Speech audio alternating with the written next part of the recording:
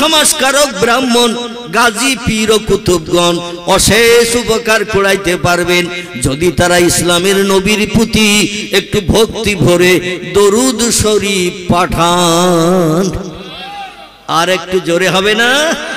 নারায়ে তাকবীর।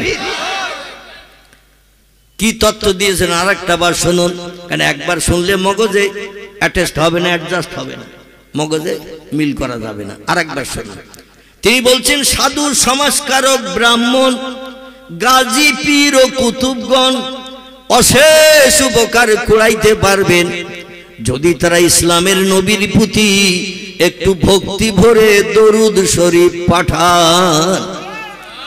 গুরু নানক বলে নাই সময় সুযোগ হাতে পেলে রামকৃষ্ণ পরমহংসদেবের নামের জপ জিকির করিও, সময় সুযোগ হাতে পেলে মহাবীরের নামে তসবিহ পড়িও, সময় সুযোগ হাতে পেলে আচার্য কেশবচন্দ্রের নামের জপ জিকির করিও। এ কথা গুরু নানক বলে নাই, নিজের সম্পর্ক কোনো তত্ত্ব দেন নাই। তিনি বলছেন সময় সুযোগ যদি হাতে পাও ইসলামের নবী মুহাম্মদ রাসূলুল্লাহর মহব্বতে একটু বেশি বেশি করে দরুদ শরীফ পড়ে নাও। যেদিন পাশে কেউ দাঁড়াবে না সেদিন দাঁড়াবেন কে? অনেকে বলে আল্লাহ দাঁড়াবে। আমি যখনই বলি যে পাশে সেদিন কেউ, যেদিন কারো পাশে দাঁড়াবে না সেদিন পাশে দাঁড়াবেন কে? অনেকে বলেন আল্লাহ দাঁড়াবে, কিন্তু আসলে কি তাই? আল্লাহ হাসরের মাঠে কাহার নাম নিয়ে, জব্বার নাম নিয়ে মিজাজ গরম করে গাম্ভীর্য আওয়াজ দিয়ে বিচার শুরু করবেন। কে সাদা কে কালো, কে ধনী কে গরিব, কে শেখ কে সৈয়দ পাঠান, আবার কে নিম্ন বংশ পরিচয় বেল্লা হাফসির মতো। এটা আল্লাহ দেখবেন না, আল্লাহ দেখবেন শুধু আমল। কি দেখবেন? হাদিস শরীফে তিরমিজি শরীফে পয়গম্বর সাল্লাল্লাহু আলাইহি ওয়াসাল্লাম জানিয়েছেন শস্য দানা পরিমাণ কারো উপরে বাড়তি বোঝা আল্লাহ মিজানের দাড়ি পাল্লায় চাপাবেন না। যে যতটা আমল নিয়ে হাসরে হাজির হবে সেটাই মিজানের দাড়ি পাল্লায় দুই দিকে চাপানো হবে।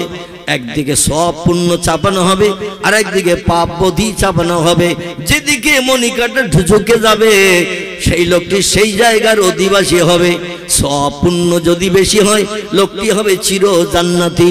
আর যদি পাপের পাল্লা ভারী হয়ে যায়, মদের ব্যবসা করেছে, মদ খেয়েছে, সুদের ব্যবসা করেছে, সুদ খেয়েছে, সিনেমা যাত্রায় গিয়েছে, তাসের আড্ডায় বসেছে, মিথ্যা কথা বলেছে, চুরি ডাকাতি ছিনতাই করেছে, গরিব এতিমের হক ফাঁকি দিয়ে খেয়েছে, আল কপিয়ে কপিয়ে হাফ শতক জমি বাড়িয়ে নিছি। এখানে অবশ্য এরকম কোনো লোক নেই। কোদাল নিয়ে গেলে ক্ষেতের মাঝখানে ঘাসটা যা থাকে থাক, ও শুধু আলির গোড়ায় ঘপা ঘপ চালাচ্ছে। শেষে একদিন আমিন ডেকে মেপে দেখা গেল আল ছিল ওখানে, সে আল এসেছে এখানে।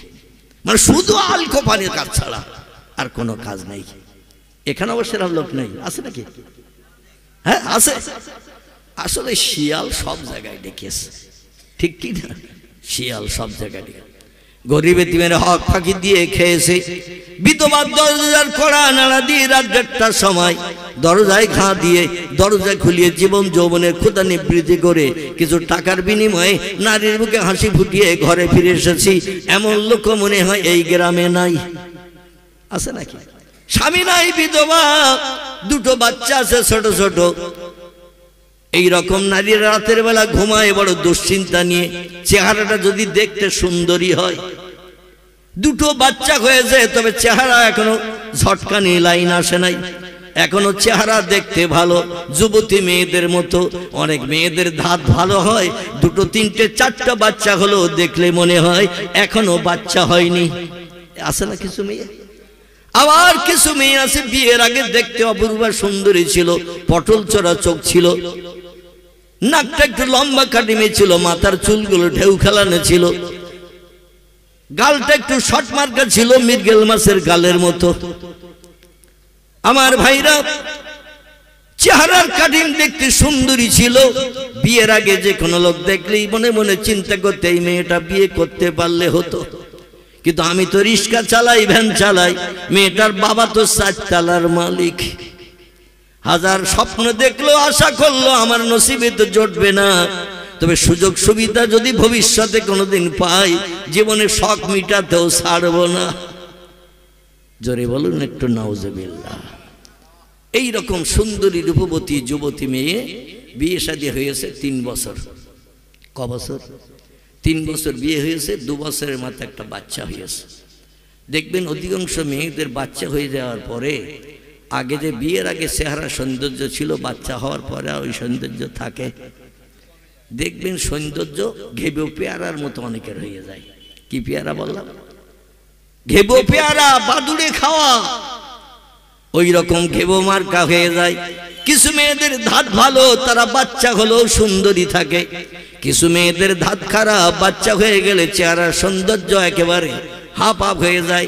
বিয়ের আগে ওজন ছিল 62 কেজি, আর একটা বাচ্চা হওয়ার পরে ওজন হয়েছে 27 কেজি। মাথার চুল যেমন লম্বা ছিল বিয়ের আগে, একটা বাচ্চা হওয়ার পরে চুলের কাটিম হাফ হাফ হয়ে গেছে।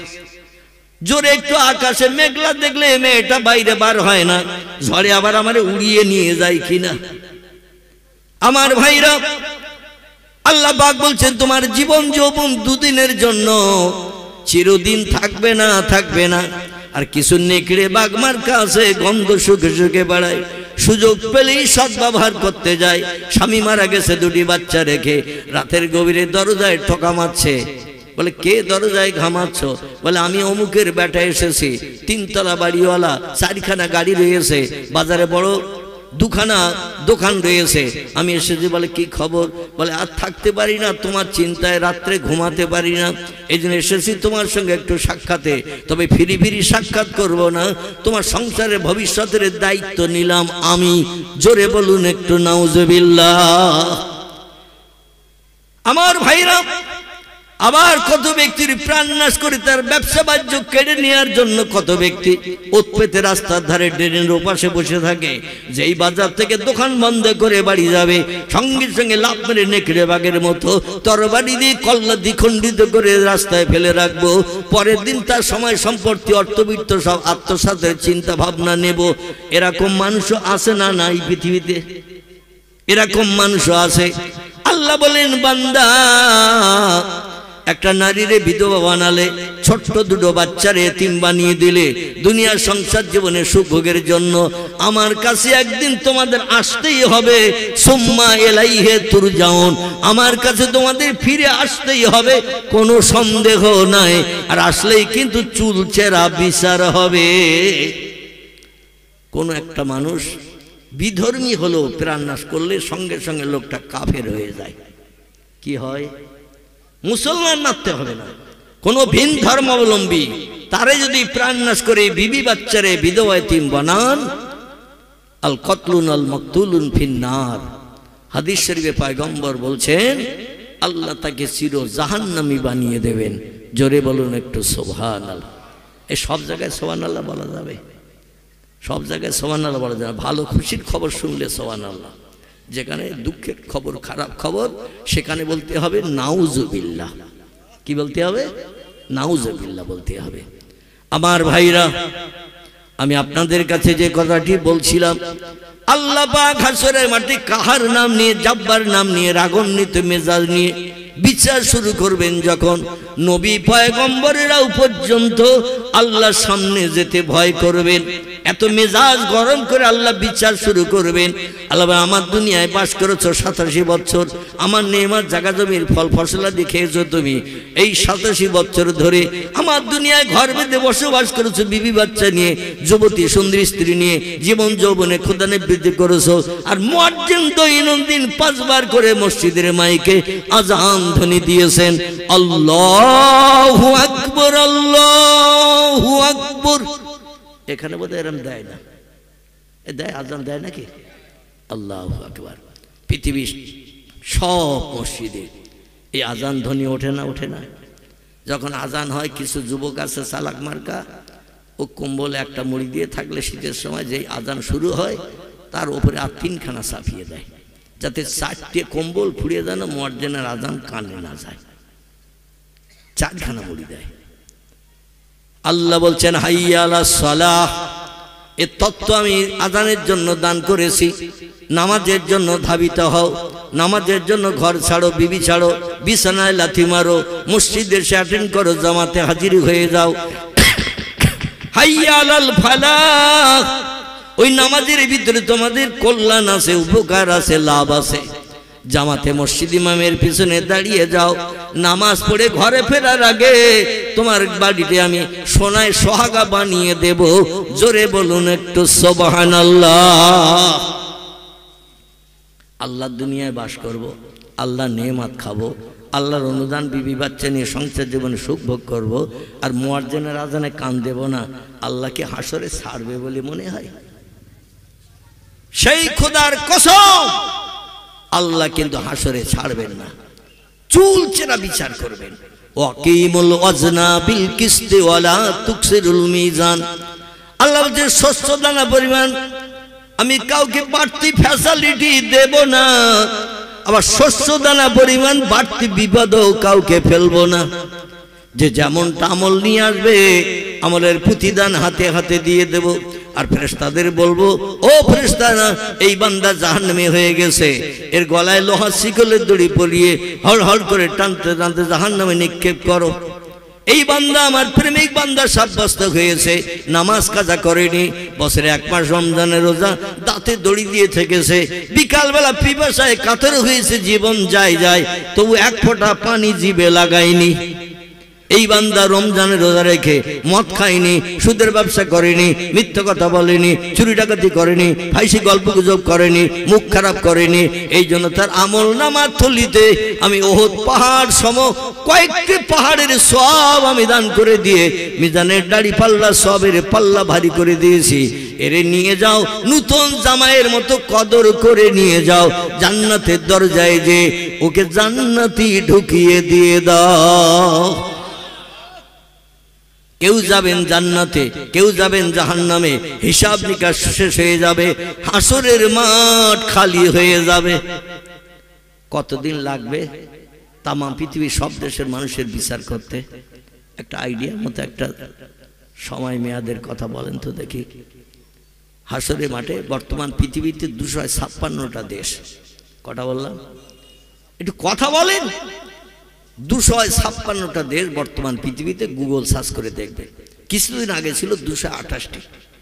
এখন বড় বড় ধনিক দেশ যারা অগ্নি অস্ত্রে এখন উচ্চ র্যাঙ্কে উঠেছে, এরা ছোট ছোট দেশের উপরে অত্যাচার উৎপীড়ন করে দেশগুলো দখল করে নিয়ে নিজেদের আন্ডারে নিয়ে নতুন নতুন নামকরণ করে দিচ্ছে, যার কারণে 228 থেকে 256টা হয়ে গেছে। তাম পৃথিবীতে মানুষের সংখ্যা বর্তমান বেঁচে থাকা 850 কোটি। কথা বললাম 850 কোটি। বিজ্ঞানীরা এত উন্নত, এরা সব তথ্য এখন গুগলে ভরিয়ে দিয়ে দিয়েছে। আপনার আর বইপত্র ঘেঁটতে হবে না, খুঁজতে হবে না, গুগল সার্চ করলেই পেয়ে যাবেন। তাই বলে কি বিজ্ঞানীরা সব থেকে সেরা জ্ঞানী? বিজ্ঞানীরা সেরা জ্ঞানী? আল্লাহ বলছেন এমন কিছু আছে অতীতকালের বিজ্ঞানীরা সে সম্পর্কে তথ্য দিতে পারেনি, বর্তমান কালের বিজ্ঞানীরাও তথ্য দিতে পারবে না, ভবিষ্যৎকালে নাতি নাতকুল আন্ডা বাচ্চা যারা আসবে তারাও সে সম্পর্কে অবগত হতে পারবে না। আমার ভাইরা, আমরা যেটা দেখতে পাই না সেটা দেখতে পায় কে? আমরা যেটা শুনতে পাই না সবার আগে শুনতে পায় কে? আমরা যে কাজটা তাড়াতাড়ি করতে পারি না সে কাজটা সবার আগে করতে পারেন কে? তিনি যেমন পারেন ভবিষ্যতেও পারবেন না, বুড়ো হয়ে যাবেন। আমরা এখান থেকে 20, 30, 40 বছর আগে যৌবনাত্ম যুবক ছিলাম। এখন আমাদের বয়স বেশি হওয়ার কারণে বৃদ্ধের কোটায় চলে গেছি। চলতে গেলেও আমি অধম, আমার এখন কারো সাপোর্ট ধরতে হয়। মানে কঠিন অসুস্থতা বেমারিতে ছিলাম, কম বেশি আপনারা জানেন। 3 বছর কাল আমি কিডনি রোগে আক্রান্ত ছিলাম। আমার পেটের 2টি কিডনি ড্যামেজ হয়ে গিয়েছিল। তারপরে 2.5 বছর ডায়ালিসিসের পরে আবার একজনের কাছ থেকে একটা কিডনি নিয়ে ট্রান্সপ্লান্ট করে আমার পেটে জোড়া হয়েছে আম গাছের কলমের মতো। এখন বর্তমানে আমার পেটে কিডনি একটা, আপনাদের সবার 2টো করে দিয়েছে। তো আমি কিডনি ট্রান্সপ্লান্টের পর গত 2024 18ই জানুয়ারি আমার কিডনি ট্রান্সপ্লান্ট হয়েছিল কলকাতা RN টেগর হসপিটাল, দেবী শেঠি নাম যা শুনেছেন, এনার হসপিটাল। তো সেখান থেকে 1 বছরের মতো ঘরের ভিতরে আবদ্ধ ছিলাম। আমার পেশাব ঘর আলাদা, পায়খানার জায়গা আলাদা, খাওয়ার গ্লাস আলাদা, বাটি আলাদা, থালা আলাদা। আমার জিনিসে কেউ হাত দিতে পারত না, ইনফেকশন হওয়ার ভয়। এত সেফটির ভিতরে থাকতে হয়েছে। এই দীর্ঘদিন থাকার পরে গত কার্তিকের 2 তারিখ থেকে একটু টুকটাক বাইরে বেরিয়েছি, শরীরের স্বাভাবিকতা দেখে, সুস্থতা দেখে বেরিয়েছি। তো প্রতিদিন প্রোগ্রাম করি না, 2 দিন 4 দিন 5 দিন 6 দিন অন্তর, কিংবা পরস্পর 2 দিন এরকম প্রোগ্রাম করি আমি। আর যেটা আমি আপনাদের কাছে বলতে চাচ্ছি সেটি হলো এই, আল্লাহ পাক রব্বুল আলামিন আমার হায়াত বয়স দেখতে দেখতে 64-র উপরে হয়ে গেছে। আচ্ছা, 25 বছরের বয়সে যেমন ছিলাম, এই 64-র পরে 1000 ওষুধপত্র খেলেও কি সেরকম হব? হওয়া যাবে? যাবে না। বার্ধক্যকাল আমাদের উপনীত হয়। এখন আমরা যখন বুড়ো হয়ে গেলে শরীরের পার্টস আদি অকেজ হয়ে যায়, আমরা তখন পটল তুলি, মরিয়ে যাই। আচ্ছা, আল্লাহ তো ওইরকম মরবে তো নাকি? আল্লাহু আকবার। আল্লাহ বলছেন আল্লাহু হাইয়ুন কাইয়ুম, আমি অতীতে যেমন ছিলাম বর্তমানে তেমন আছি, ভবিষ্যতেও তেমন থাকবো। আল্লাহু লা ইয়ামুত, সব সৃষ্টির মরণ হবে, কিন্তু আমি আল্লাহ, আমার কোনোদিন মরণ হবে না। পূর্বে যেমন ছিলাম বর্তমানে তেমন আছি, ভবিষ্যতেও তেমন থাকবো। তোরা বুড়ো হবি, মরবি, তার বিশেষ কয়েকটি কারণ আছে। তোদের খাওয়ার দরকার হয়, পেশাবের দরকার হয়, পায়খানার দরকার হয়, ঘুমানোর দরকার হয়, হয় না? হয় না? মানুষ তোমাদের খাওয়ার দরকার হয়, পেশাবের দরকার হয়, পায়খানার দরকার হয়, ঘুমানোর দরকার হয়, কাজকর্ম করলে রেস্ট নিয়ে বিশ্রাম নেওয়ার দরকার হয়। আল্লাহ বলছেন লা তাখুযুহু সিনাতু ওয়ালা নাউম, আমার জীবনে কোনোদিন ঘুম লাগে না, ইচ্ছা করেও কোনোদিন ঘুমাই না। আমি আল্লাহ কোনোদিন জ্বর, সর্দি, জ্বর, কাশিতে ভুগি না, আমার কোনো রোগ বেমারি হয় না। এই জন্য আমি আগে ছিলাম যেমন, এখনো আছি তেমন, ভবিষ্যতেও থাকবো তেমন, আমার কোনো পরিবর্তন নাই। জোরে বলুন একটু আল্লাহু আকবার। আমার ভাইরা, সেদিন আল্লাহ পর্যন্ত কাহারার জব্বার নাম নিয়ে মেজাজ গরম করে হাসরের মাঠে হিসাব নিকাশ করবেন। পৃথিবীর সব দেশের মানুষের, বর্তমান প্রযুক্তি যুগের বিজ্ঞানীদের যদি বলা হয় কত মানুষ মারা গেছে এই পর্যন্ত একটু তথ্য দাও, বিজ্ঞানীরা এতেকাপ করবে না? করবে না? একটু কথা বলে। এতেকাপ করবে। এতেকাপের বাংলা নাম হলো জবান বন্ধ করা, কথাবার্তা না বলা, এর নাম হলো এতেকাপ। বিজ্ঞানীরা এতেকাপের নিয়ত করবে, কত মানুষ মারা গেছে বলতে পারবো না। তাহলে আবার একটা প্রশ্ন যদি করা হয়, ভবিষ্যতে কত মানুষ জন্ম নেবে ওটা একটু বলো। তাদের খাবার দাবারই চিন্তা ভাবনা অ্যাডভান্স করিয়ে যায়।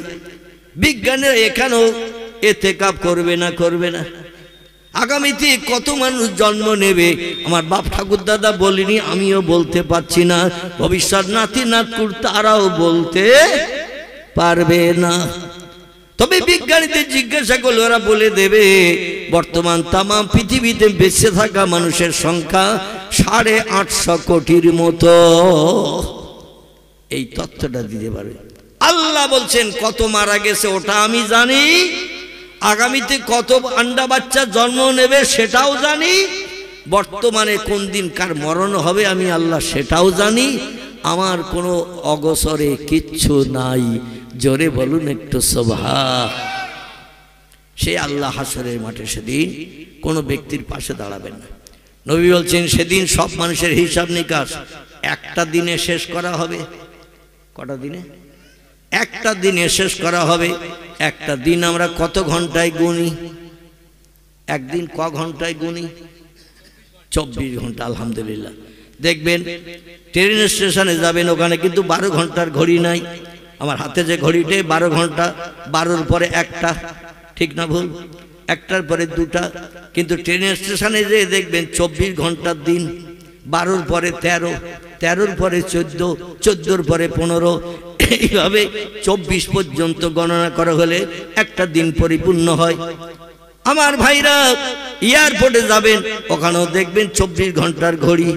রিজার্ভ ব্যাংকে যাবেন, ওখানেও দেখবেন 24 ঘন্টার ঘড়ি। এই 24 ঘন্টা একটা দিন গণনা হয়, হাফ ডে হাফ নাইট। অর্ধেক দিন অর্ধেক রাত, দুটো মিলে একটা। ঠিক আছে তো নাকি? এই দুটো মিলে একটা।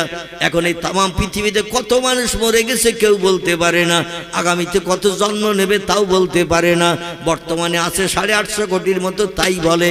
এই সব মানুষের হিসাব নিকাশ, চুলচেরা বিচার একদিনে কি সম্ভব? কথা বলেন, একদিনে কি সম্ভব? আল্লাহর কাছে সম্ভব। ইয়েস, কারেক্ট, কথাটাই একেবারে বাস্তব সত্য তথ্য। আমাদের কাছে যেটা অসম্ভব, আল্লাহর কাছে সেটা সম্ভব। আল্লাহ বলছেন, তবে দিনটা তোমাদের এই দুনিয়া 24 ঘন্টা দিন করা হবে না, সেদিন একটা দিন করা হবে। একটু গাডার টানলে লম্বা হয় না? গাডার মিষ্টির প্যাকেটে এধার দিয়ে ওধার একটা দেয় না, যাতে মিষ্টি না বেরিয়ে যায়। কোনো দোকান থেকে মালটাল নিলে ঠোঙার ভিতরে ভরে দেখবেন একটা গাডার লাগিয়ে দেয়, যাতে খুলে বেরিয়ে না যায়। আচ্ছা, এই গাডারটা দেখতে এরকম ছোট মতো কিনা, একটু টানলে আবার এতটা লম্বাও করা যায় কিনা? গাডার টানলে যেমন লম্বা হয়, আল্লাহ বলছেন সেদিন দিনটারে একটা দিন আমি টেনে গাডার মার্কা লম্বা করে দেব। আমরা টানলে যখন লম্বা হয়, আল্লাহ টানলে লম্বা হবে না? হবে না? ইন্নামা আমরুহু ইজা আরাদা শাইয়ান আইয়াকুলা লাহু কুন ফায়াকুন। আল্লাহ বলছেন, আমি যখন কোনো বিষয়ে কোনো হুকুম করি, ইজা আরাদা শাইয়ান, কোনো কিছু তৈরি করার পরিকল্পনা ইচ্ছা প্রকাশ করি, আইয়াকুলা লাহু, আমার জবান দিয়ে শুধু একটু বলি কুন, হ, ফায়াকুন, সঙ্গে সঙ্গে সেটা হয়ে যায়। কোনো কিছু বানাতে তৈরি করতে 1 সেকেন্ডের জায়গায় 2 সেকেন্ড সময়ে কোনো দিন আমি আল্লাহ আমার লাগে না। আল্লাহ বলছেন সেদিন একটা দিনের ভিতরে হিসাব শেষ করে দেব। অতীত কাল থেকে নিয়ে ভবিষ্যৎ কাল পর্যন্ত যত মানুষের আনাগোনা পৃথিবীতে হবে, সব মানুষকে আমি কবর থেকে উঠাবো, শাসনের চিতা থেকে উঠাবো। বাঘের পেটে কারো কবর হলে সেখান থেকে বার হবে, কুমিরের পেটে কারো কবর হলে সেখান থেকে বার হবে, সাগরের পানির তলায় পচে গেলে মাটির সঙ্গে মিশে গেলে সেখান থেকেও বান্দাকে বার করব। সুম্মা ইলাইহি তুরজাউন, সবাইকে আমার কাছে ফিরে আসতে হবে, রেহাই নাই, রেহাই নাই। তবে শোনো, সেদিনকার দিনটা একটু গাডার মার্কা লম্বা করে তোমাদের একদিনে হিসাব নিকাশ শেষ করব, হাসরের মাঠের খতম করব। নবী বলছেন, 50 আলফা সানা মিম্মা তাউদ্দুন। ও পৃথিবীর মানুষেরা, তোমরা শোনো, যেভাবে দিন গণনা করো ঘন্টার মাধ্যম দিয়ে, ওইভাবে তোমরা ঘন্টা গুনতে থাকবে। 50,000 বছরের লম্বা একটা দিন বানাবো, আর একই দিনে হিসাব নিকাশ শেষ করে নেব। একটু জোরে বলুন নারায়ে তাকবীর। আল্লাহ পারবেন তো? যদি বলেন আল্লাহ পারবে না, সঙ্গে সঙ্গে ঈমান বরবাদ, সঙ্গে সঙ্গে লোকটি বেঈমান হয়ে যাবে। এরে আবার নতুন করে মুসলমান হতে গেলে একে তওবা করতে হবে এবং কলেমায় রদ্দে কুফর পড়তে হবে। ওই অবস্থায় মারা গেলে আল্লাহর কোরআনের বিরুদ্ধে, পয়গম্বরের হাদিসের বিরুদ্ধে কোনো মন্তব্য করলে সঙ্গে সঙ্গে লোকটা কাফের সাব্যস্ত হয়। কেতাবের নাম হলো ফতোয়ার কেতাব হেদায়া, কেতাবের নাম ফতোয়ায়ে দুররে মুহতার, কেতাবের নাম ফতোয়ায়ে মুহিত, কেতাবের নাম ফতোয়ায়ে কাজী খান, কেতাবের নাম ফতোয়ায়ে শামী। বিখ্যাত বিখ্যাত ফতোয়ার কেতাবে লেখকের একমত হয়ে লিখেছেন, আল্লাহর কোরআন সম্পর্কে যদি কোনো ভুল ধারণা কেউ করে, পয়গম্বর মুহাম্মদ রাসূলুল্লাহর জবানী সম্পর্কে কোনো ব্যক্তি যদি বিরূপ মন্তব্য করে, লোকটি আর মুসলমান থাকবে না, সঙ্গে সঙ্গে কাফেরে পরিণত হবে। আপনাদের কাছে জিজ্ঞাসাবাদ করি, কাফেরের ঠিকানা কোথায় হবে? আল্লাহু আকবার। আল্লাহ কোরআনে সূরা বাকারায় তথ্য কোট করে দিয়েছেন আমাদের মগজ সাফ করার জন্য। বিসমিল্লাহির রহমানির রহিম। ইন্নাল্লাযীনা কাফারু ওয়া কাযযাবু বিআয়াতিনা উলাইকা আসহাবুন নারি হুম ফিহা খালিদুন। জোরে বলুন আল্লাহু আকবার। আবার আল্লাহ বলছেন, জান্নাতীদের মরণের পরে হাসরের মাঠে কি তোহবা গিফট দেয়া হবে ঈমানদারদের জন্য আমি সেটাও কোরআনে কোট করে দিয়েছি। ইল্লাল্লাযীনা আমানু ওয়া আমিলুস সালিহাতি উলাইকা আসহাবুল জান্নাতি হুম ফিহা খালিদুন। চিল্লায়ে বলেন আল্লাহু আকবার।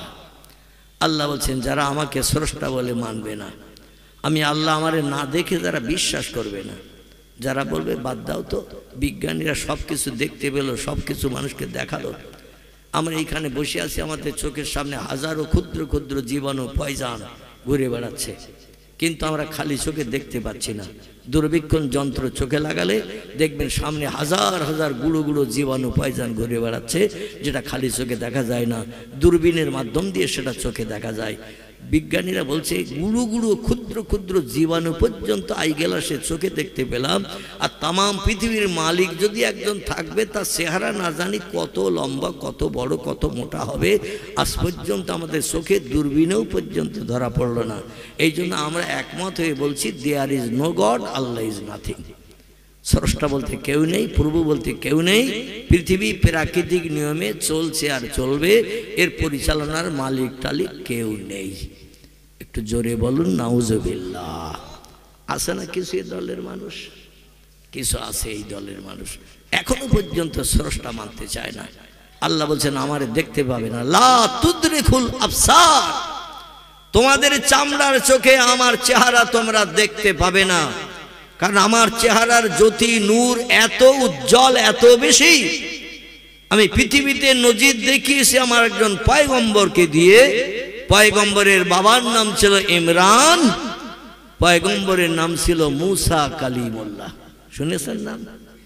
এই মুসা কালিমুল্লাহর বাবার নাম ছিল ইমরান ইবনে মুসা, মুসা ইবনে ইমরান, ইমরানের বেটা মুসা। মুসা বলছেন আল্লাহ,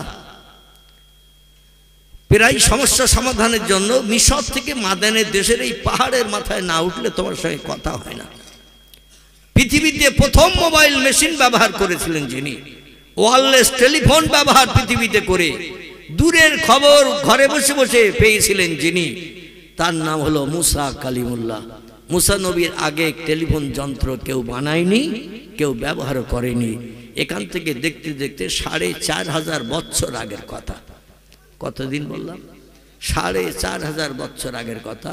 বিজ্ঞানের বাপ, বিজ্ঞানের দাদা, পরদাদা, তারা তখন কেউ জন্ম নেয়নি, সেই সময়কার কথা। যা কিছু বিজ্ঞানীরা বানিয়েছে সব কোরআনের ফসল। জোরে বলুন সুবহান। এই জন্য আল্লাহ কোরআনের 22 পারার শেষে একটি সূরা কোট করে দিয়েছেন। সূরাটির নাম হলো সূরাতুল ইয়াসিন। কি নাম বললাম? সূরা ইয়াসিন। আল্লাহ বলেন ইয়াসিন ওয়াল কুরআনিল হাকীম। জোরে বলুন আল্লাহু আকবার। আল্লাহ বলেন আমার মহব্বতের ইয়াসিন, বিশ্ব নবীর গুণবাচক নাম। নবীর আচার ব্যবহার, আখলাক, চরিত্র এত সৌন্দর্যমণ্ডিত ছিল, এত পবিত্র ছিল, এত উত্তম ছিল। নবীজির আচার ব্যবহার, আখলাক, চরিত্র, কথাবার্তা শুনে আল্লাহ খুশিতে বাগবাগ হয়ে নবীর নতুন নতুন গুণবাচক নাম ধরে ধরে ডেকেছেন। একটি নাম হলো ইয়াসিন, একটি নাম ধরে ডেকেছেন তাহা, একটি নাম ধরে ডেকেছেন মুজাম্মিল, একটি নাম ধরে ডেকেছেন রাহমাতাল লিল আলামিন। নিজে 8 দিন পেটে পাথর বেঁধে রেখে দিয়েছেন খেজুরের ডাটা চিকানো দড়ি দিয়ে। 8 দিন না খাওয়া অনাহারা। আর একদিনের একজন ক্ষুধার্ত এসেছে, তাও ইহুদি, মুসলমান নয়। নবী তাকে খেতে দিতে পারছে না বলে চোখের পানিতে বুক ভাসিয়ে ভাসিয়ে কাঁদছেন। ইনি হলেন রাহমাতাল লিল আলামিন। জোরে বলুন একটু সুবহানাল্লাহ। ইহুদি ডেকে বলছে মোহাম্মদ, যার বাড়ি গেছি সে বলল ঘরে খাবার নাই। তখন আমি বললাম আমি কি না খেয়ে অনাহারা হয়ে মারা যাব? তারা সবাই এক বাক্যে বলল মোহাম্মদের বাড়ি যাও। মোহাম্মদ কোনোদিন কোনো ভিক্ষুক, এতিম, সাইলকে ফিরিয়ে দেয় না, কারণ মোহাম্মদ রাসূলুল্লাহ কোরআনকে বাস্তব যেন রূপদান করে পৃথিবীর মানুষকে দেখায়। কোরআনে আল্লাহ বলছেন লেমা তাকুলুনা মা লা তাফালুন, হাবিব ওই উপদেশের কথা মানুষকে কোনোদিন যেন তুমি বলিও না যে কাজটা তুমি আগে করো না, তুমি আগে করে দেখাও। তোমার ওই কাজ করা দেখলে মানুষ সে কাজ করতে শিখবে। তুমি যদি হঠাৎ উপদেশ দাও ভালো ভালো মিষ্টি কথা, রসগোল্লার রসের মতো, ও কথা মানুষ শুনবে না, বলবে ও মদ খায় আর মদ খেতে নিষেধ করছে, ও সুদের ব্যবসা করে আর নিজে বলছে সুদ খেয়েও না। শুনবে লোক? বলে তুমি আগে ঠিক হও, বলবে না? বলবে না? তুমি আগে ঠিক হও। আল্লাহ বলেন হাবিব, উপদেশ দিয়ে মানুষকে যদি সুপথের পথিক বানাতে চাও তাহলে তুমি আগে সেই কাজটা করে দেখাও। মানুষ তোমার ওই কাজ করা দেখলে তারা ওই কাজ করতে অভ্যস্ত হবে, শিখবে। জোরে বলুন একটু সুবহানাল্লাহ। পয়গম্বর মুহাম্মদ রাসূলুল্লাহ আল্লাহর কোরআনকে বাস্তব জীবনে রূপদান করে চলতেন। আল্লাহ কোরআনে বলেছেন, ও দুনিয়ার মানুষ তোমরা শোনো, ফাম্মা সাইলা ফালা তানহার, তোমার ঘরে যদি কোনো ভিক্ষুক এতিম সাইল যায়, কিছু না খাইয়ে যেন তারে ফিরিও না, কিছু না দিয়ে যেন ফিরিও না, তার মুখে হাসি ফুটাও। কোনো খাবার যদি না থাকে এক গ্লাস ঠান্ডা পানিও তার হাতে তুলে দাও। আল্লাহ বলছেন যদি এই দায়িত্বটা পালন করতে পারো, ও আম্মা বিনিমাতি রব্বিকা ফাহাদ্দিস, হাসরের মাঠে যেদিন কেউ কারো পাশে দাঁড়াবে না, কেউ কারো দিকে ফিরেও তাকাবে না, সেদিন আমি আল্লাহ আমার জান্নাতের নাজ নেয়ামত তোমারে ভরে দেব। 50,000 বছর লম্বা দিন পিপাসা নিবৃত্তির জন্য জান্নাতের খাবার দিয়ে কলিজা ঠান্ডা করে দেব, পেট ভর্তি করে। যে খাবারে একটা খাবারে 100 বার কামড় দিলে 100 রকম ফলের আস্বাদ তুমি পেয়ে যাবে। দুনিয়ার ন্যাংরা আম যদি খান হিমসাগরের আস্বাদ পাওয়া যাবে তো। দুনিয়ার আঙুর যদি খান জামের স্বাদ পাওয়া যাবে তো। জাম আর আঙুর প্রায় একই রকম দেখতে। দুনিয়ায় আপেল যদি খান তো আপনি পেয়ারার স্বাদ পাবেন তো? পাওয়া যাবে না। দুনিয়ার আনারস যদি খান একই রকম দেখতে, কাঁঠালের কালারটা প্রায় একই রকম, তো আনারস খেলে কাঁঠালের স্বাদ পাওয়া যাবে? আল্লাহ বলছেন পৃথিবীতে একটা ফলের এক রকম স্বাদ, কিন্তু আমার জান্নাতে যে নেয়ামতগুলো বানিয়ে রেখেছি একটু একটু করে যদি একটা ফলে 100 বার কামড় দাও 100 রকম ফলের আস্বাদ তোমার জিভে পাবে। জোরে বলুন সুবহান। এই ফলের স্বাদ যদি পেতে চাও হাসরের মাঠে যেদিন কেউ কারো পাশে দাঁড়াবে না, ইয়াউমা ইয়াফিরুল মারু মিন আখিহি ওয়া উম্মিহি ওয়া আবিহি ওয়া সাহিবাতিহি ওয়া বানিহি আল আখির। জোরে বলুন একটু আল্লাহু আকবার। আল্লাহ বলছেন সেদিনে হাসরের মাঠে তোমাদের সবাইকে যেদিন হাজির করব, বাপ ছেলেরে চিনবে না,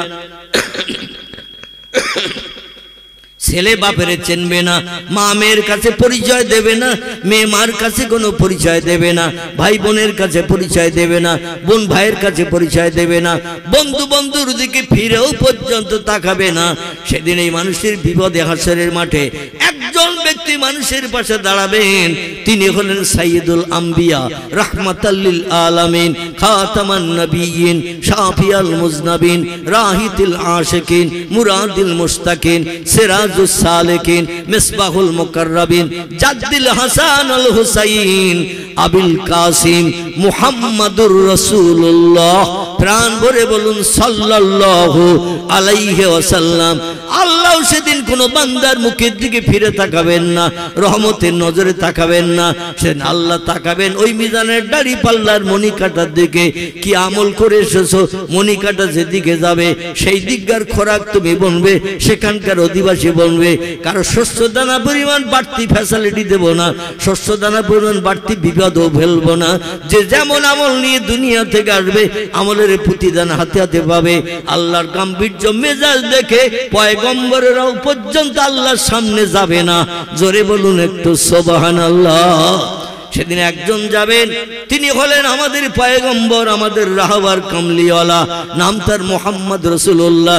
আল্লাহ ডেকে বলবেন, হাবিব আমি বিচার শুরু করার আগে আপনাকে প্রথম জান্নাত হালাল বানিয়ে দিলাম। আপনি জান্নাতে না ঢুকলে আমি বিচার শুরু করতে পারছি না। জান্নাতে ঢুকে যান, হুর গেলেমান দিনে আনন্দ ফুর্তি করে।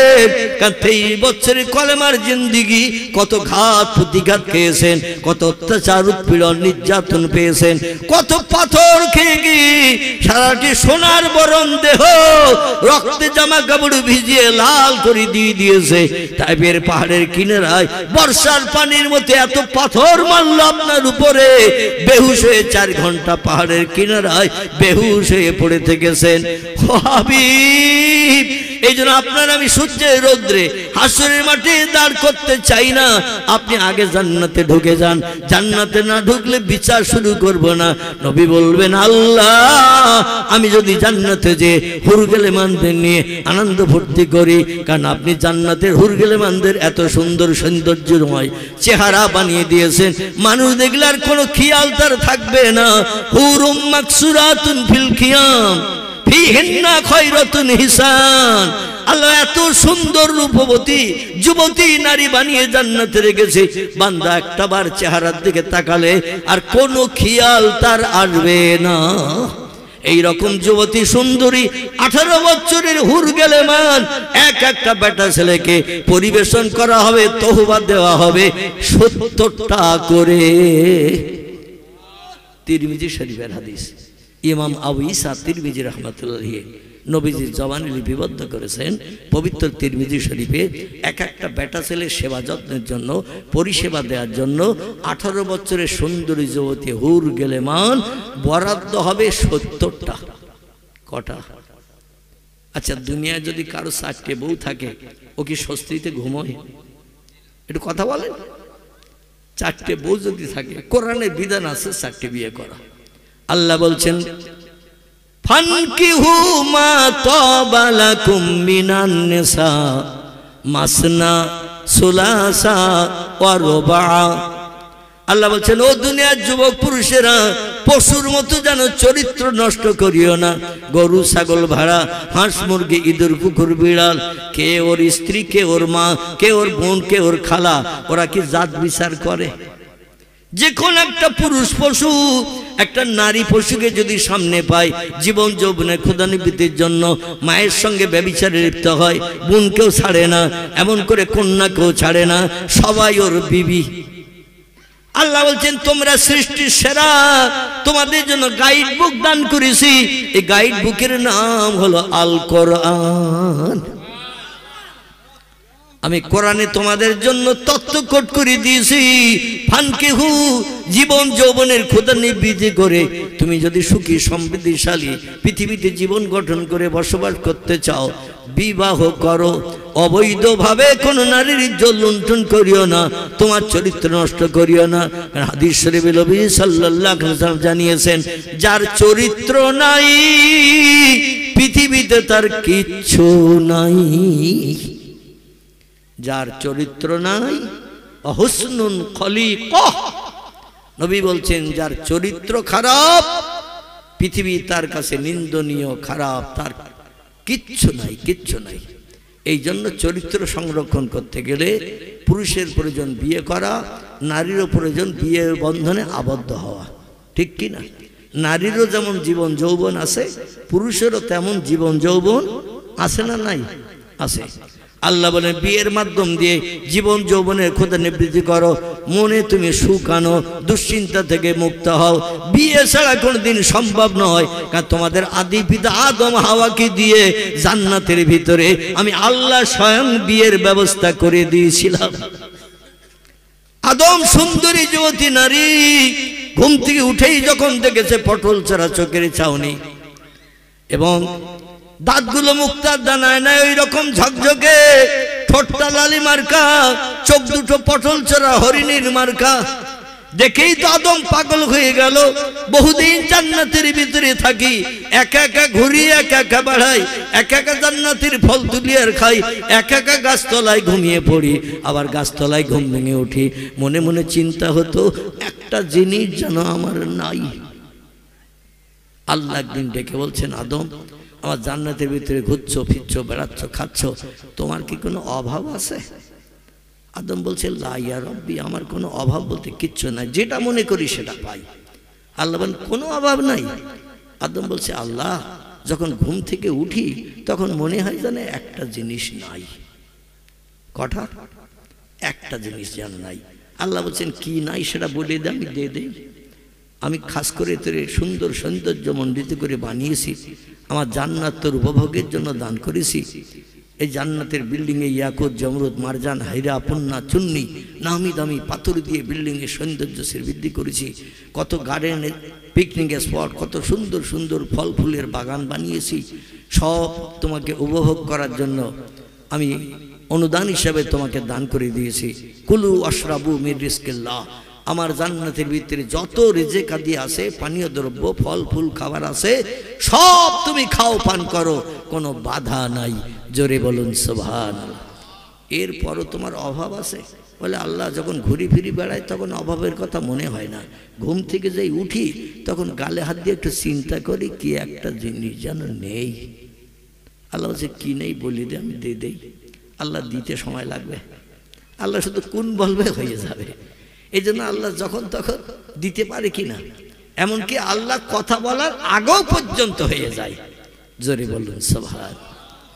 আদম বলছেন আল্লাহ কি যে নেই আমি ওটা বলতে পারছি না, আমার মগজে চিন্তা হচ্ছে কি একটা নেই, সেই অভাব অভাব লাগে, কিন্তু কি যে নেই এটা বলতে পারছি না।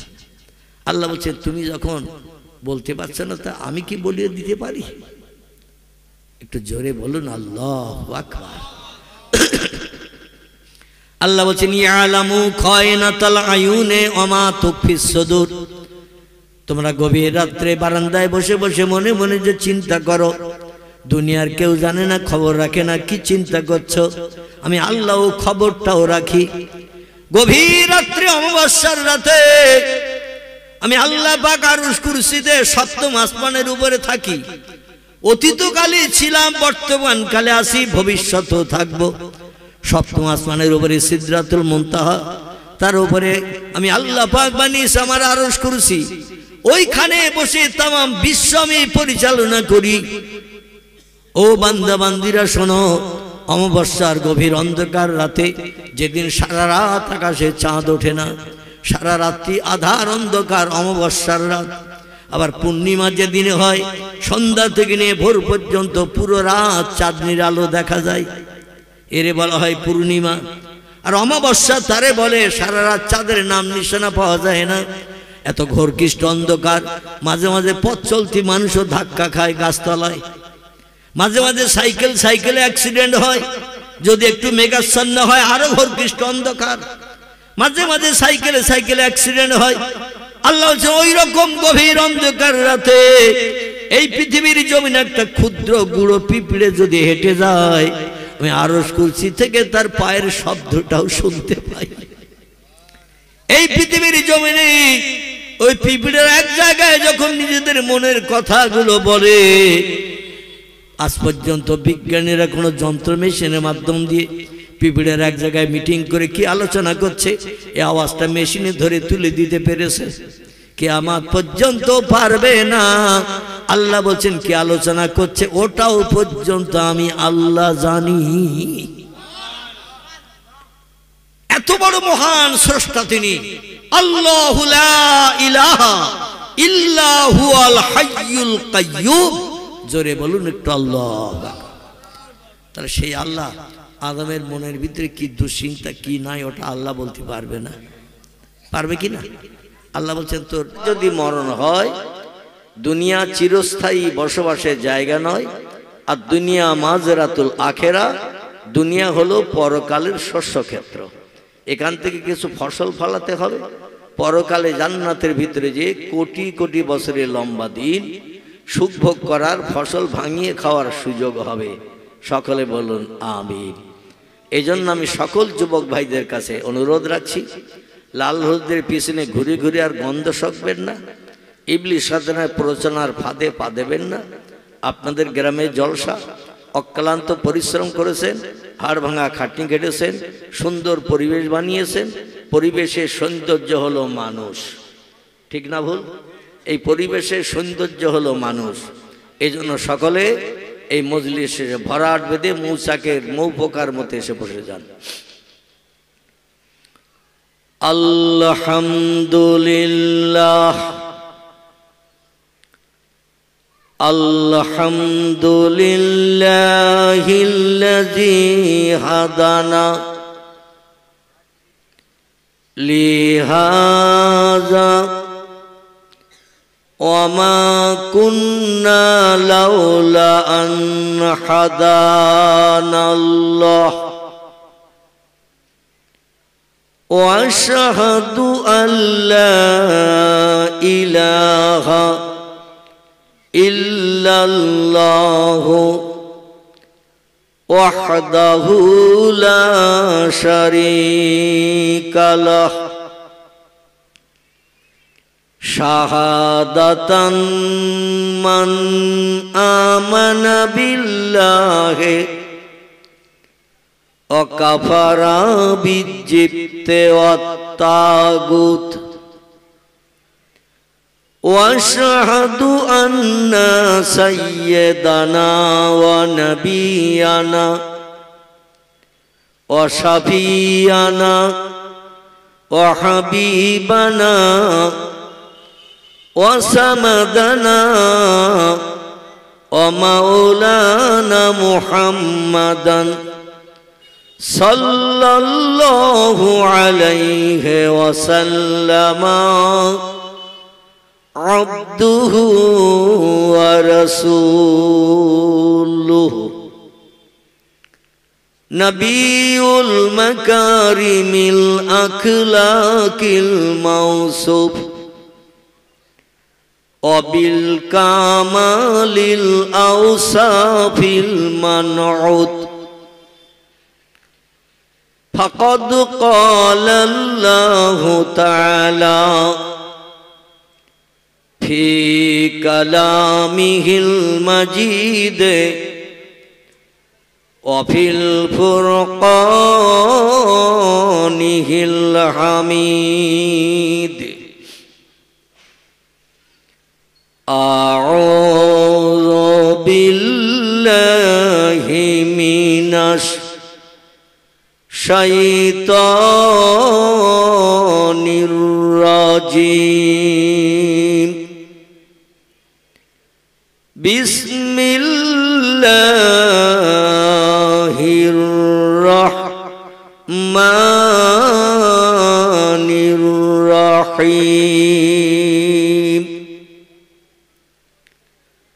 هو الذي خلق لكم ما في الأرض جميعا وقال الله تعالى في آية أخرى إنما أمره إذا أراد شيئا أن يقول له كن فيكون গলা ছেড়ে প্রাণ খুলে উচ্চ রবে আওয়াজ তুলে বলুন আল্লাহু আকবার।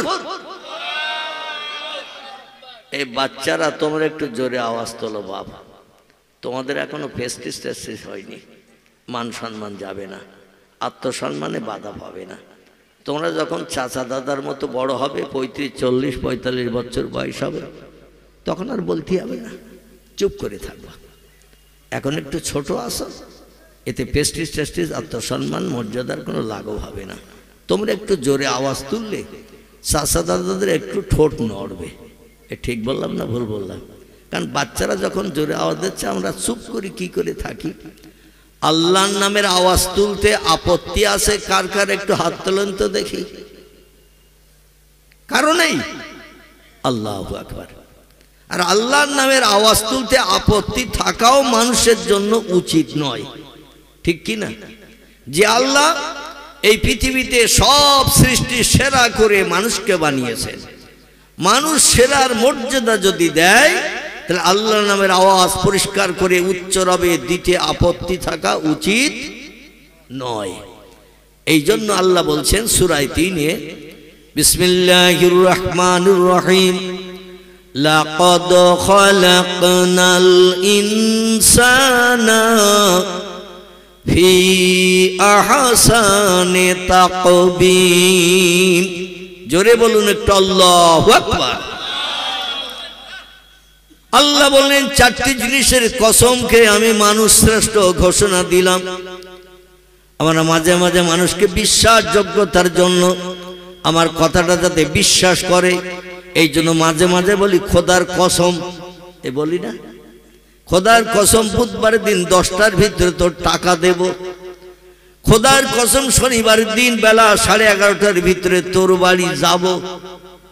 এই কিছু বলার আগে যদি কসম খায় মানুষ কথাটার উপরে বিশ্বাস করে না, করে না। আল্লাহ বলে আমি একটা কসম খেলাম না, দুটি কসম খেলাম না, আমি চারটি জিনিসের কসম খেয়ে বলছি। যত সৃষ্টি পৃথিবীতে আছে, বাঘ, ভাল্লুক, হাতি, সিংহ, গন্ডার, ইঁদুর, কুকুর, বিড়াল, সাপ, বিচ্ছু, ব্যাঙ, মাছি, মশা, পিপিলিকা, কীট পতঙ্গ, জীবজন্তু, যা কিছু চোখে দেখতে পাও, যা কিছু চোখে দেখতে পাও না, সব সৃষ্টির ভিতরে আমি মানুষকে সেরা করে বানিয়েছি।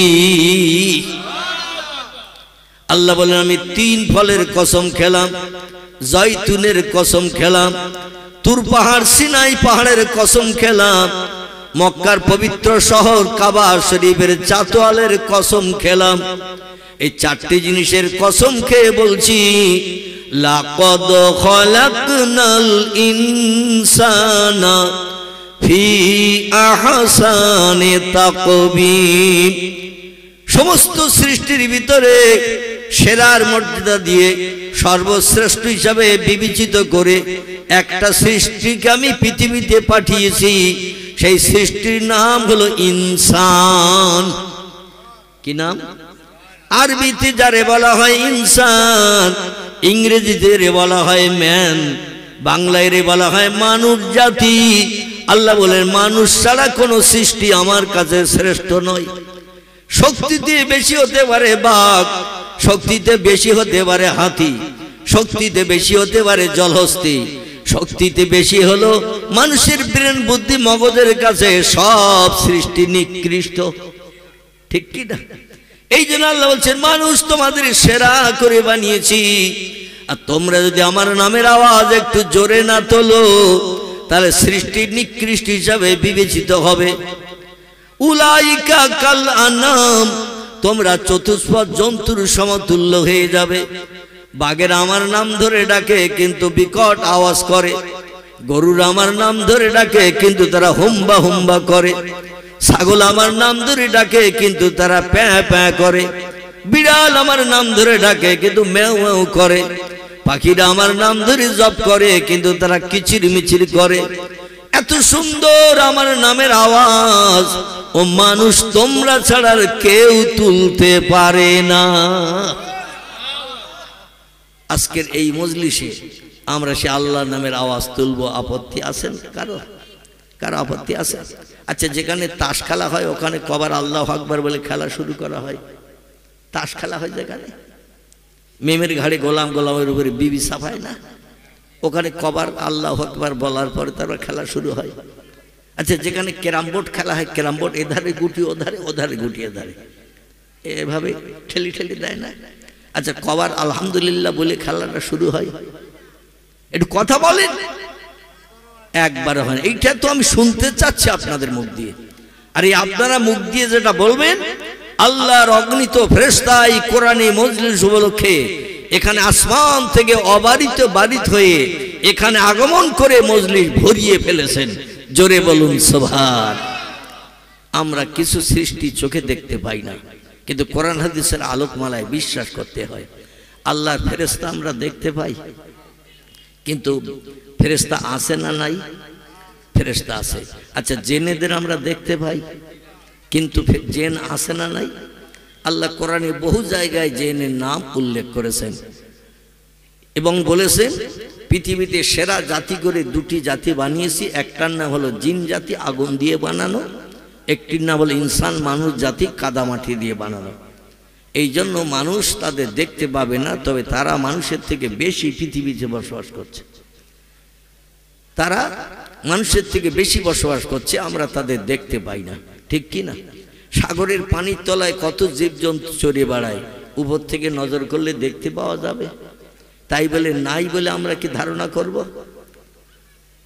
আল্লাহ এত মাথা গরম নয়, নাউজুবিল্লাহ। পৃথিবীতে যেখানে জায়গা বেশি সেখানে সৃষ্টি কম, আর যেখানে জায়গা কম সৃষ্টি বেশি। আল্লাহ কি মাথা গরম করে নাউজুবিল্লাহ এরকম কিছু বানিয়েছেন? আল্লাহর জ্ঞান সব সৃষ্টির থেকে বেশি না কম? আল্লাহ বলছেন অমা উতিতুম মিনাল ইলমি ইল্লা কালিলা। ও মানুষ, তোমাদের মগজে যে জ্ঞান, যে জ্ঞানের মাধ্যম দিয়ে ক্যালকুলেটর মেশিন বানিয়েছো, কম্পিউটার বানিয়েছো, রিমোট কন্ট্রোল বানিয়েছো, স্যাটেলাইট বানিয়েছো, ইন্টারনেট বানিয়েছো, উপগ্রহ বানিয়েছো, চন্দ্রযান বানিয়েছো, পাতাল রেল বানিয়েছো, রেডিও বানিয়েছো, ভিডিও বানিয়েছো, ভিসিআর বানিয়েছো, কোল্ড স্টোর হিমঘর বানিয়েছো, পাতাল রেল বানিয়েছো, তোমরা টেলিভিশন যন্ত্র বানিয়েছো। ও মানুষ, তোমরা এই পৃথিবীতে ছোট্ট এক মোবাইল মেশিন বানিয়ে দুনিয়ার সিনেমা হলগুলো পর্যন্ত অকেজ করে দিয়েছো। এখন আর সিনেমা হলে মানুষ যায় না, কারণ প্রত্যেকটি মানুষের পকেটে পকেটে সিনেমা হল ভরা। ঠিক বললাম না ভুল বললাম? প্রত্যেকটি মানুষের পকেটে এখন সিনেমা হল ভরা। লাইনে দাঁড়িয়ে টিকিট কেটে নারী পুরুষের ছবি দেখতে যাওয়ার কোনো দরকার নাই। মোবাইল বার করে একটু টাচ করলেই ন্যাংটা নারী ন্যাংটা পুরুষ বার হবে না? হবে না? আমাদের বসিরহাটে 3টি বড় বড় সিনেমা হল ছিল। বর্তমানে যে একটু খোঁজ নিয়ে দেখবেন 2টি ভাঙা হয়ে গেছে, আর একটা ভাঙার তোড়জোড় চলছে। একটি সিনেমা হলের নাম ছিল ফাল্গুনি। কি নাম বললাম? ফাল্গুনি। ফাল্গুনি ভেঙে চুরমার করে নতুন ব্যবসার চিন্তা ভাবনা মালিক নিচ্ছে। একটি বড় সিনেমা হল ছিল, নাম ছিল তার দেবযানী, বসিরহাট স্টেশনের কাছে ময়লা খোলা জায়গাটির নাম। সেটাও ভেঙে চুরমার করে দিয়ে নতুন ব্যবসার জন্য বিল্ডিং বানানো হচ্ছে। বসিরহাট থেকে বারাসাত রোড দেগঙ্গা বলে একটি জায়গা আছে, দেগঙ্গা নাম শুনেছেন? ওই দেগঙ্গা বাজারের আগে রাস্তার ডান হাতে, মেন রোডের ডান হাতে একটা সিনেমা হল ছিল, নাম ছিল তার তারা তারা। সেটাও পর্যন্ত ভেঙে মালিক জায়গা ক্লিয়ার করে নতুন ব্যবসার জন্য বিল্ডিং বানাচ্ছে। ভবিষ্যতে আর একটাও থাকবে না, কারণ পকেটে পকেটে এখন সিনেমা হল ভরে গেছে। শুধু একটু টাচ করলেই সঙ্গে সঙ্গে ন্যাংটা নারী ন্যাংটা পুরুষ বেরিয়ে যাচ্ছে। এগুলো সব বিজ্ঞানীদের মগজের ফসল, ঠিক কি না? আল্লাহ বলে এত কিছু বানিয়েছো তোমরা, তাই বলে ধারণা করি না আমার থেকে তোমাদের জ্ঞান বেশি। এ ধারণা যেন করিও না। ওমা উতিতুম মিনাল ইলমি ইল্লা কালিলা। তোমাদের মগজের জ্ঞানের মাধ্যম দিয়ে যা কিছু বানিয়েছো, আগামী তো তোমরা বানাবে নিত্য নতুন যন্ত্র। আমেরিকা, জাপান, জার্মানির বিজ্ঞানীরা রিসার্চ করছে কোরআন নিয়ে।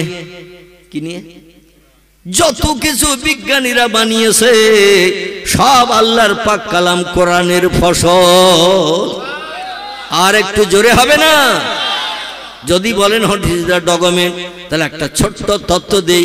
ভারতের এক হিন্দুর ঘরের কীর্তি সন্তানের লোকটির নাম হলো ডক্টর মানবেন্দ্রনাথ রায়, যিনি অক্সফোর্ড বিশ্ববিদ্যালয় থেকে MA ফার্স্ট ক্লাস ডিগ্রি অর্জন করে ভারতের জমিনে ফিরে এসেছিলেন। উচ্চ শিক্ষিতের তালিকায় তার যার নামটা এখনো পর্যন্ত লেখা আছে, লোকটির নাম ডক্টর মানবেন্দ্রনাথ রায়, যিনি ইংরেজি ভাষার পোকা। কথা বললেই তিনি ইংরেজি ছাড়া কথা বলতে পারেন না, ইংরেজিতে এত অভ্যস্ত। তিনি একটি তথ্য দিয়েছেন আমাদের কোরআন সম্পর্কে। ডক্টর মানবেন্দ্রনাথ রায় বলছেন, learning from the Muslim Europe become the leader of modern civilisation. একটু চিল্লায়ে বলুন মারহাবা। ভারতের উচ্চ শিক্ষিত হিন্দু ভাইদের ঘরের কীর্তি সন্তান। সত্য কথা তিনি গোপন রাখেন নাই, সত্য কথাটা পুস্তকের পৃষ্ঠায় ফাঁস করে দিয়ে দিয়েছেন, মানুষ যাতে এই তত্ত্বটা নিয়ে কোরআনের ভালোবাসা প্রেম একটু হৃদয়ে বেশি বেশি করে তৈরি করে। জোরে বলুন একটু মারহাবা। এই ভারতের হিন্দু ভাইদের ঘরে আর একজন কীর্তি সন্তানের নাম বলি। লোকটির নাম হলো ডক্টর রামনারায়ণ শাস্ত্রী। কি নাম বললাম? ডক্টর রামনারায়ণ শাস্ত্রী রিসার্চ করে যিনি ডক্টর উপাধি পেয়েছেন। আমাদের চাষির ঘরের ছেলে তাঁতি আর কামার কুমোরের ঘরের ছেলেরা এমনি এমনি ডক্টর উপাধি পাবে না। একেবারে হায়ার এডুকেটেড শিক্ষিত হয়ে পরীক্ষা দিয়ে যারা পাশ করে এদের নামের পাশে ডক্টরেট দেয়া হয়। লোকটির নাম ডক্টর রামনারায়ণ শাস্ত্রী। তিনিও কোরআন সম্পর্কে একটা সুন্দর তথ্য দিয়েছেন। তিনি বলছেন, I can sure them that Hindustan will become Islamistan in the near future. Make Hindustan into Islamistan is my message to the Indian Muslims. It is the key to the solution of all Indian ills. একটু জোরে বলুন মারহাবা। আর একজন হিন্দুর নাম কি বলবো? বক্তৃতা লম্বা হয়ে যাবে, বলবো। আর একজন হিন্দুর নাম স্যার রাধাকৃষ্ণ সর্বপল্লী। কি নাম বললাম? স্যার রাধাকৃষ্ণ সর্বপল্লী। মানুষ যারা দেখলে স্যার বলে বলে ডাকতেন। আচ্ছা, স্যারের মর্যাদা পায় কারা? স্কুলে যারা শিক্ষক হয় তারা, ঠিক কি না? যারা স্কুলে শিক্ষকতা করে, ছাত্রদের মগজ ধোলাই করে জ্ঞান ভরিয়ে দেয়, এদের স্যার বলে বলে ডাকা হয়। এনার নামের পাশে সার্টিফিকেট এসেছে স্যার রাধাকৃষ্ণ সর্বপল্লীও। তিনিও কোরআন সম্পর্কে একটি তথ্য দিলেন ইতিহাসে, কিয়ামত পর্যন্ত মুছবে না। জোরে বলুন একটু মারহাবা। তিনি বলছেন, we can not deny that the conception of brotherhood in Islam transcends all various of race and nationality. A feature which does not character any other religions. চিল্লায় আরেকটু জোরে বলুন মারহাবা। আমার ভাইরা, এভাবে তথ্যগুলো শুনলে কলিজা ঠান্ডা হয়ে যাবে। তবে আমরা তো ইংরেজির পোকা নই, আমরা বাংলার পোকা, ঠিক কি না? এই জন্য ইংরেজিটা একটু বাংলা করে আমাদের মগজে ঢোকাতে হবে। কি বলতে চাইছে উচ্চ শিক্ষিতরা? আসুন এবার আমরা সেখানে যাই। তবে প্রাণ ভরে মোহব্বত একটু দরুদের নজরানা পয়গম্বর মোহাম্মদ রসুল্লাহর দরবারে জানাই। দরুদ শরীফ পড়তে আপত্তি আছে কার কার? একটু হাত তোলেন। আর আমাদের আহলে সুন্নতুল জামাতের আকীদা বিশ্বাসী মানুষের আপত্তি থাকা উচিত নয়, ঠিক কি না? কারণ যে নবী সাহায্য ছাড়া জান্নাতে কেউ যেতে পারবে না, সে নবীর সঙ্গে মোহব্বতের উত্তম নমুনা হলো দরুদের তোহফা। জোরে বলুন সুবহান। রাসূল বলছেন, লা ইয়াদখুলুল জান্নাহ, আমি মোহাম্মদ অত সময় পর্যন্ত বেহেশতে ঢুকবো না, হাত্তা ইহা তাকে ওয়ায়ুখরিজু মিনান নার, জাহান্নামের আগুন থেকে ওই লোকটাকে টেনে বার করব যে লোকটি তার সারা জীবনের ভিতরে আল্লাহর নামের সঙ্গে আমার নামটা একবার জিভ দিয়ে ঠোঁট নেড়ে জপ করেছে। জোরে বলুন একটু সুবহানাল্লাহ। সারা জীবনের ভিতরে ঠোঁট নেড়ে জিভ দিয়ে একটা বার আল্লাহর নামের সঙ্গে আমার নামের জপ করেছে। ওয়ায়ুখরিজু মিনান নার, জাহান্নামের আগুন থেকে ওই লোকটারে টেনে বার করে জান্নাতে না ঢোকানো পর্যন্ত আমি মুহাম্মদ রাসূলুল্লাহ লা ইয়াদখুলুল জান্নাহ, আমি বেহেশতের সুখ কোনোদিন উপভোগ করতে দরজা টপকিয়ে ভিতরে ঢুকবো না। নারায়ে তাকবীর। আচ্ছা, রামকৃষ্ণ পরমহংসদেব এই কথা বলেছে যে আমি অত সময় পর্যন্ত স্বর্গে যাব না যত সময় পর্যন্ত দক্ষিণ বনগ্রামের সলিমউদ্দিনের না স্বর্গে না ঢুকবো তত সময় যাব না। এরকম বলেছে রামকৃষ্ণ পরমহংসদেব। বলে নাই, মহাবীর বলে নাই, গুরু নানক বলে নাই, আচার্য কেশবচন্দ্র বলে নাই, মোজেস বলে নাই, আমার ভাইরা যিশু বলে নাই, সক্রেটিস বলে নাই, বালক ব্রহ্মচারী বলে নাই। বর্তমান যুগের বড় নেতা হিসাবে মর্যাদা পেয়েছেন যিনি ধর্মীয় নেতা, নাম হলো তার বাবা রামদেব। কি নাম বললাম? বাবা রামদেব। তিনি হাজারো ওষুধপত্র আবিষ্কার করেছেন, মানুষকে সেবন করিয়ে রোগ মুক্তির চিন্তা ভাবনা নিয়েছেন, হাজার এক্সারসাইজ ব্যায়াম শিখিয়েছেন। এই ব্যায়ামটা করো, তোমরা দেখবে রোগ থেকে মুক্তি পাবে, ওষুধ খেতে হবে না। বলেনি? রামদেব ব্যায়াম শিখিয়ে দিয়েছেন। কিন্তু তিনি কি বলেছেন? পরকালে যেদিন বিপদে পড়বে, জাহান্নামে ফেরেশতারা গলায় লোহার শিকলের দড়ি পরিয়ে হড় হড় করে টানতে টানতে যখন জাহান্নামে নিক্ষেপ করতে নিয়ে যাবে, আমি তখন তোমাদের সামনে দাঁড়িয়ে যাব এবং তোমাদের স্বর্গে না ঢুকানো পর্যন্ত আমি স্বর্গের অধিবাসী হব না। এরম কথাও কি রামদেব বলেছে? কথা বলে। গুরু নানক কি বলেছে?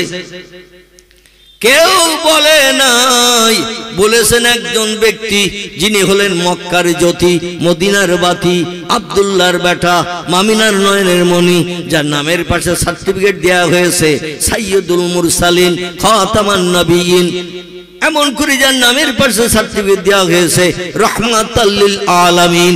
চিল্লায়ে বলুন একটু সুবহানাল্লাহ।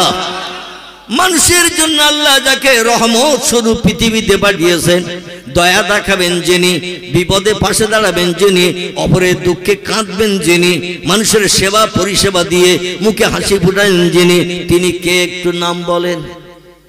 তার নাম কি? তার নাম মুহাম্মাদুর রাসূলুল্লাহ সাল্লাল্লাহু আলাইহি সাল্লাম। জোরে বলুন একটু সুবহানাল্লাহ। সেই নবী বলছেন, আমার উম্মতের ভিতরে কোন একজন ব্যক্তি হিসাব নিকাশের পরে জাহান্নামের অনলগ্নি কুণ্ডে যদি দগ্ধ হয়, আমি মুহাম্মদ অত সময় পর্যন্ত জান্নাতে ঢুকবো না, হুর গেলে মানদানি আনন্দ ফুর্তি করব না, জান্নাতের ভিতরে ভালো নাজ নেমাত ভক্ষণ করব না, তত সময় পর্যন্ত আমার উম্মতের ভিতরে নাম লেখা ওই লোকটি জাহান্নামের আগুনে দগ্ধ হবে। ওয়ায়ুখরিজু মিনান নার, আগুন থেকে তারে টেনে বাইরে বার করে আল্লাহ জান্নাতে না ঢোকানো পর্যন্ত আমি জান্নাতের সুখ উপভোগ করব না। জোরে বলুন একটু সুবহানাল্লাহ। এই জন্য শিখ ধর্মগুরু, যার নাম হলো মিস্টার গুরু নানক, কি নাম বললাম?